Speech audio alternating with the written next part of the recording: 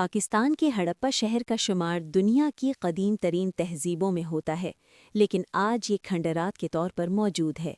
لیکن یہ شہر آخر کیوں تباہ ہوا؟ ماہرین آثار قدیمہ کے مطابق ہڑپا کی تباہی کی کئی ممکنہ وجہیں ہیں۔ ایک بڑی وجہ دریاؤں کے راستے بدل جانا تھا، جس سے پانی اور زراعت متاثر ہوئیں۔ خشک سالی اور ماحولیاتی تبدیلی نے بھی خوراک کی کمی پیدا کی۔ معاشی زوال بھی اہم کردار ادا کرتا ہے۔ ہڑپا وادی سندھ کی تجارت کا مرکز تھا، لیکن وقت کے ساتھ تجارتی راستے بدل گئے، جس سے شہر کی معیشت کمزور پڑ گئی۔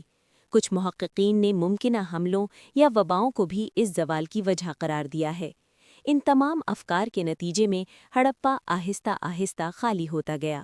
لوگ نئے علاقوں میں منتقل ہو گئے اور شہر اپنی عظمت کھو بیٹھا۔